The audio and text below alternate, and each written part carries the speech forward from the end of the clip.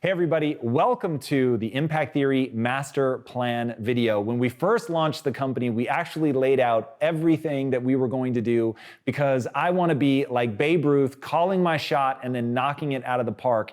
And we've recently had some people asking questions about some of the moves that we've been making, and we've got something that we want to talk about that's a big move that we're about to make. And so I want to be the most transparent company ever in terms of outlining the plan that we're about to enact. So as I always tell people, whenever you're building a business, it is going to be hard as hell. And the only way that you're going to have the energy to see all of that through is to have a mission, to know why you're doing what you're doing, to know what you're fighting for. And so here we have a very clear mission statement, and that is to pull people out of the matrix at scale by giving them an empowering mindset. Now, what do I mean by the Matrix? So the movie The Matrix obviously is the defining metaphor of my life and something that I talk about a lot, because in the movie, what you realize is that the world around you is basically just a bunch of lies that have been pulled over your eyes. Now, I think that's the perfect metaphor for real life, because while you're the one that's pulling the lies over your own eyes, it really comes down to how you frame the world, how you see it, how you frame yourself, how you think about you, all of that contextual information, which, by the way, is what I cover in my upcoming book, spring of 2020. My wife says to plug it whenever I get a chance. So there it is. And that's one of the things that we're going to talk about in this master plan of ours. But that whole web of things that you think of as you, things that you think of as just being sort of empirical truth, all of it is actually made up of these discrete elements. So your beliefs, your value system, your habits, your routines, your identity, all of that stuff feeds into you, and it creates your frame of reference. And your frame of reference is what I mean when I say to pull people out of the matrix, because they have a fixed mindset. They see the world in a limited way. They don't think that they can do as much as they really could do if they understood just how close to unlimited their potential was. And because they then believe that, they start working towards building the skill set to accomplish whatever it is that they want to accomplish. So that's why this company exists. Now, why did that become the driving obsession in my life? It started with a kid named Rashawn. So back when I was 18 and I was desperately trying to get into film school, and I was told by the admissions committee that to get into film school, I needed to get good grades because I'd gotten a 990 on my SATs, and that was me taking it twice. That was my combined score. I needed to get extra credit. A teacher offered extra credit. I nearly threw my arm out of the socket when they asked for people to volunteer, and they sent me into the inner cities to, they didn't call it this, but basically Big Brother for a kid, and you tutor them. And so of course they give you the worst behaving children on the face of the planet. And the kid that I got was this little kid named Rashawn, and I was supposed to only do it for 8 weeks. And at the 6-week mark, you're supposed to tell him that you're only coming for 2 more weeks. I told him, he went nuclear. This kid went ballistic in a way that I'd never seen before in my life. And as he was melting down and I'm thinking, what the fuck is going on? I said, is this because I said I'm only coming for 2 more weeks? He said, yes. And I said, all right, look, Rashawn, I'll make you a promise. As long as I live in Los Angeles, if you'll do your homework immediately when I get there, because he used to troll me and he would throw fits, run around for an hour, and then beg me to stay so that he could keep me for 2 hours. And because I was a sucker, I used to do it. So I said, if you'll do your homework the second I get here, then as long as I live in Los Angeles, I will tutor you. And that became an 8.5-year relationship. And it showed me just how much people's future are impacted by the zip code that they grow up in. And I could just see like, man, like this kid is really bright, but he is just on a track to going nowhere rapidly. So I used to take him to see movies in Beverly Hills, even though I was dirt poor, because I thought, well, it costs the same to see a movie there as it costs to see in a bad neighborhood. So let me show him that there are beautiful places. Now, the bad news is I don't know how much I really ended up impacting Rashawn. That's a very long story. He ended up in foster care and got moved very far away, and I ended up losing contact with him. But it's always haunted me that I don't think I was able to actually change the course of his life because I was young and stupid, and I had a fixed mindset, and I didn't know what I was doing, and I didn't know how to help him. All I knew how to do was love him. And so I showed him love, and I'm very proud of that. And it's one of, actually still to this day, one of the most important relationships I've ever had in my life in terms of the impact that it had on me. But I don't know that I was very effective. Flash forward 15 years later, I now have a growth mindset. I've really gotten control of my own emotions, my ability to build my skill set. I'm at Quest Nutrition. I have 3,000 employees, and I see Rashawn in about 1,000 of them. Growing up in a bad neighborhood, really fucking hard knock life. And there I am, and I'm meeting these extraordinary people.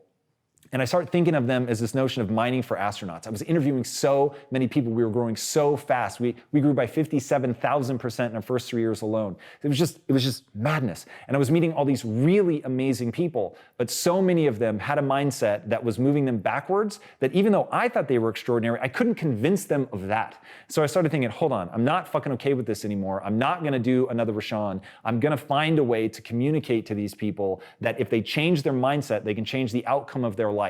And what I began to realize was I could only impact about 2% of the world by talking directly to them, telling them how to think and how to act, that they would implement it. And the people that did, it was so fucking rad. And one of them is wandering off right over there this very minute, and watching him turn his life around and go from somebody who had no vision of his future, who only believed what he could see, and who just assumed that his life was going to suck. And I remember the day that he came to me and said, for the first time in my life, I'm actually excited about my future. And I was like, that's why I'm doing this. That moment where you realize I'm in fucking control. I can do anything with my life that I want. Now, giving people that operating system is possible, but it's really fucking hard. And I am obsessed with scale. So for me to do it just for the 2% of people like Carlitos who can make changes in their life, that wasn't enticing enough. It just doesn't match my personality. I wanted to do it at scale. So how do I do it at scale? I started developing my theory of how to impact people, which is exactly why this company is called Impact Theory. Because when you break it down, there are 3 ways that you can influence, or 3 ways that people are influenced to develop their mindset when they're young, and it's happening by accident and they mistake it for truth. The way that those things happen are, number 1, your family, who your parents are. Number 2, the zip code that you grow up in. And number 3, what the culture considers cool. Now, I cannot control who your parents are. I cannot control where you grow up, but I can influence what the culture thinks is cool. Now, I think that there are 2 ways to do that. One is through music. I'm not good at music. I love it. I don't have a deep passion for it. The other is narrative. We are meaning-making machines. Humans, at the core of their being, the way that they make sense of the world is through narrative. We tell ourselves a narrative about ourselves. We interpret the world through the lens of narrative. It's why religions are so powerful. They tell these archetypal stories that people can gravitate to. They can understand meaning. They understand their place in the world and how to act. That's what we convey through stories. So as I'm thinking, okay, I can impact 2% of the world by just telling them, but the other 98%, I have to hit them emotionally. So in that is born Impact Theory. Now, as I started looking, because I think anybody starting a business, especially one that has such a lofty goal as pulling people out of the matrix at scale, you really have to ask, is there a model of this? Is there anybody that's used narrative to really influence culture in a big way? And the answer for me was yes. And the company that had done it most effectively by far is Disney. And so I began to study them and look at their model and figure out, if you were going to disrupt Disney, how would you do it? If you wanted to build the next Disney, what would be the steps that you would take? And so you'll hear us talk a lot about, and in fact, if you've watched interviews with me on other people's channels, I talk about it a lot, that what we're doing at Impact Theory is building the next Disney. While we're doing things very differently, and I think we're a very disruptive studio, you'll get a sense of the scale, you'll get a sense of the consistency that's needed. And what Disney did was they told one kind of story from 1,000 different angles over and over and over, and in doing that, they built a brand that meant something. So if I say to you, I'm gonna go see a Warner Brothers movie or a Paramount movie or a Sony movie, you don't know anything about it. But if I tell you I'm going to go see a Disney movie, you know something about it because of that brand consistency. Now, many credible scholars credit Disney with helping pull America out of the Great Depression because of the song Who's Afraid of the Big Bad Wolf and the cartoon that it was attached to. Because people started singing that song after seeing the cartoon, and it became embedded, and people began to realize that the Big Bad Wolf was the Great Depression. And by changing their attitude and assigning new meaning and realizing they could rise up against it and realizing they didn't have to be afraid of it, it helped them mentally shift out of it and go into a whole new era. It's really pretty extraordinary that, again, credible historians say, no, that really was this sort of emotional turning point for the country. And it showed me, and not just that, my sister has been to Disneyland 72 times in the past 12 months because the brand makes her feel some kind of way. And you're not gonna get that from Sony or Warner Brothers. You're gonna get that from Disney because they had this very clear vision of the way the world could be. And they paint that in all of their movies. So when you see a Disney movie, you know how you're going to feel at the end of it. And so we here at Impact Theory ask ourselves the question, if Disney could create the most magical place on earth, can we create the most empowering place on earth? So what we're trying to do is be a disruptive studio that uses both the social content that you guys are used to, as well as traditional narrative content. So we're trying to marry those two. So if you see the things that we're doing in creating comics around creating IP, then you'll understand what we're trying to do. Now, the reason that we're starting with comics, which I think people have looked at us and gone, why are you guys creating comics? I don't understand. You're like a motivational guy. You talk about mindset. I'm going to get to why I do that in a minute. But what we're all about is creating these emotional stories that have empowerment at their core to tell that same kind of story over and over and over from 1,000 different angles. So when you pick up something from Impact Theory, whether it's a social content or whether it's a comic book or movie or TV show, you know how you're going to feel, which is quite simply like you're capable of more at the end than you were at the beginning. That's what we're all about. Now, the reason that we're doing comics is it lets us actually create tangible intellectual property.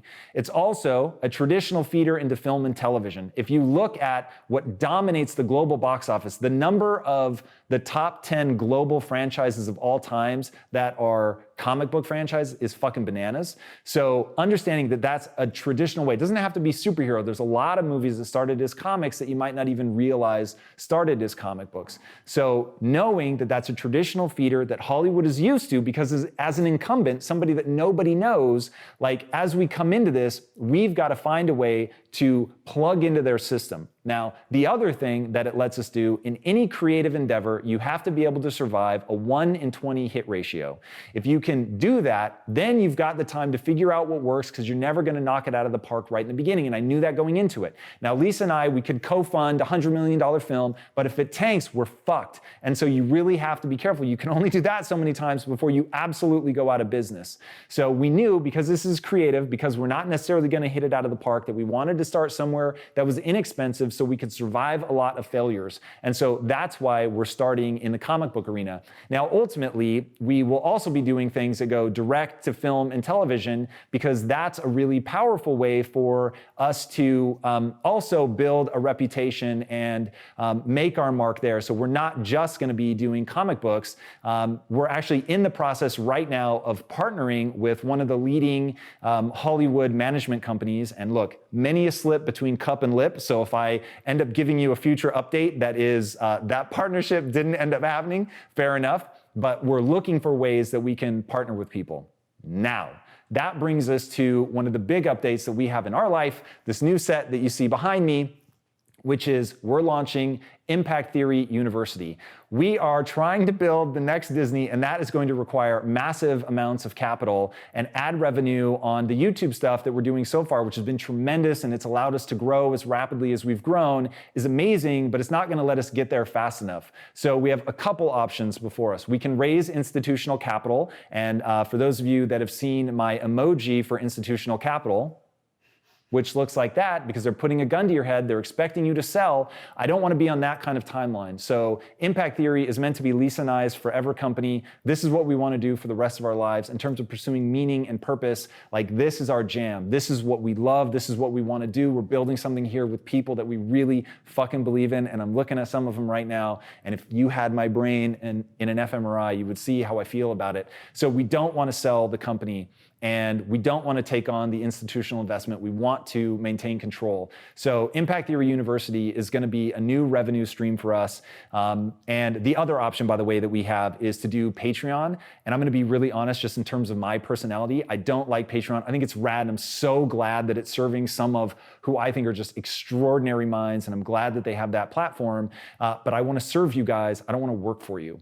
And I hope that you can forgive me for that, because I love you all. I'm so grateful to have you in this community. It just does not suit my personality to come to the world with my hand out. And that was the first thing that I had to train myself not to do. So what we want to do is create something that is so valuable that people are willing to pay for it. And something that I never thought I would do is sit down and write out the way that I think in formalized courses. But that's what we're doing. And it'll launch with me as the teacher, but over time, we're going to be bringing more and more people into it. It's a subscription service. I'm going to be highly engaged. I'm going to be answering personal questions and being really involved in the community there. We've recorded a lot of it already. I think it is I mean, it's the best content I think that we've ever done. I'm really, really proud of it. It's a side of me that you've only seen on other people's channels, which is probably my truest self. It's a little more aggressive than you might be used to, but it's really who I am. And my team was always telling me, dude, what'd you guys say? You're most fire at the round tables that we do sometimes late at night,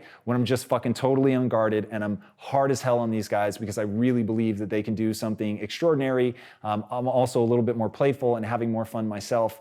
And that format is the format that allows me to tap into that. So I'm really excited about doing that, and I think that you guys are going to love it. But here's the most important thing that I want you guys to understand. First of all, the content that we're already doing free is always gonna stay free. And then the other thing is, I really believe that what we're doing in Impact Theory University will change people's lives. So if you're anything like me, then you're saying, dickhead, why the fuck are you charging for it then? And my answer is this: I really believe that it's transformative content. I believe anybody that encounters it will be changed by it. If you take it and you don't agree, we will give you your money back, no questions asked. If you need it, you think it will be revolutionary in your life, you're willing to commit to actually seeing it through, but you can't afford it, we will give it to you for free. So I just got the chills.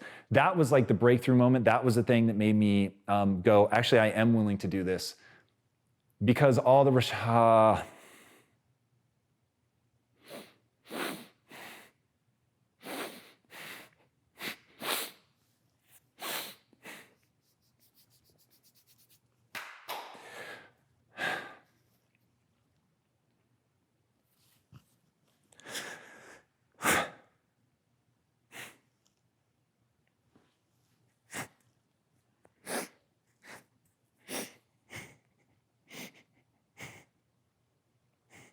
Jesus.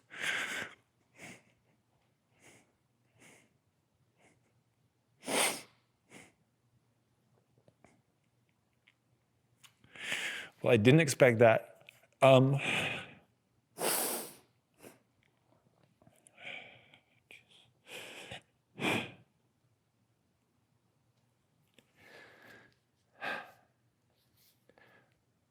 For all the Roshans in the world,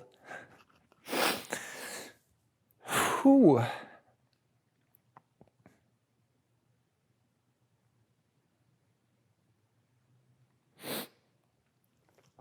For all the Roshans in the world that are starting out behind the 8-ball, I want to make sure that you have access to this content. I really believe in it. I really believe to the core of my being. I've been through a lot of stuff to shape my mind, to put this shit to the test, to see if it really works. I really believe in it, and yeah, so we're gonna make it free. There's nothing more to say for that. If you can't afford it, if you can, please take it, pay for it, help us build the thing that we're trying to build. But if you can't, there's an application, fill it out, let us know your story, and we'll give it to you for free. That's it. I just wanna make sure that everybody has access to this. So you can think of it as, if you can afford it and you want to support what we're doing and you believe in the mission and you don't think that we're just a ship of fools and that we can actually pull this off, it would be amazing if you supported by signing up. It's a monthly recurring coaching program. It'd be incredible. Like I said, over time, it will be other people that we bring into the system as well. Super excited about that. But if you can't afford it, we will make it free. Some people were asking why we killed some of the content that we killed recently, and the truth of the matter is I have finite time. I'm trying to be super ruthless with my schedule. YouTube is our primary focus. It's not our only focus, but it's our primary focus. And right now, when something doesn't perform on YouTube, which has a lot to do with the algorithm, then we just can't keep doing it. So AMAs didn't perform on YouTube. Relationship theory didn't perform on YouTube. So we had to ultimately move away from that stuff. So we are trying to really narrow, that's actually not true.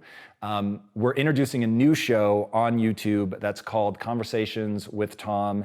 And I think the algorithm may punish us for that in the short term, but I'm hoping in the long term that it really works. But worst case, we can always start secondary channels. So that's why we killed the content that we ended up killing. The next thing, I'm super excited, although I am super tense because the timeline is crazy short. is I'm writing a book that's going to be coming out in spring of 2020. I'm contractually obligated to my wife to mention that at every conceivable turn. We're going to be announcing, in fact, by the time this comes out, we will almost certainly have announced the book. And I'm really excited about the idea that I'm trying to pull out of the ether and put together, which is how to build yourself. That the working title that we're announcing it under is The Work. I think both Build Yourself and The Work are not quite the right title, so hopefully we will find something magically delicious before we launch, but that's what we're working under. It's basically how do you build the ultimate mindset by leveraging values, beliefs, identity, habits, routines, the default network, and a whole slew of other just insanely complicated things that I'm trying to tease out and put together in basically a step-by-step plan for you guys to take yourself into full beast mode. So I'm really excited about that, but it is a fucking race to get it done in time. It's gonna give me a chance to reach people in a new way. It also forces me to be more robust in my thinking. So getting beyond sound bites and getting into the real fucking tactical shit. I'm super excited about that. It's gonna expand the audience. It's gonna raise brand awareness. It's gonna elevate the brand. It's gonna do a lot of things for us that I think are gonna be really, really effective in terms of reaching our end goal, which is to pull people out of the matrix by giving them an empowering mindset and doing it at scale. And it's also introducing us to the world of publishing, and we've had people reach out to us to publish their books, people you know. It's fucking crazy. So I'm really excited about that, and hopefully we'll be able to introduce that to you soon. All right, there it is. That is the master plan in a dripping amount of details, a couple surprising tears, but hopefully now you guys know exactly what this is about, what drives us, why we're doing this, and if I was gonna call it, Batman has a sickness. If I were going to say that I have a sickness, it's that I want to matter. And I hope this content is affecting you guys, and to all the people that have ever come up to me and thanked me for what we're doing and said that the content has changed your life. You will never know how deeply that impacts me. Thank you guys so much. And we appreciate the support. We look forward to continuing to crush it for you for the foreseeable future. I consider the plan I just went through a 70-year plan. I could get in a lot more detail about how we're trying to break into Hollywood, but I think that gets you there, and my team is panicking about how long this is. So all right, thank you guys so much, and until next time, my friends, be legendary. Take care.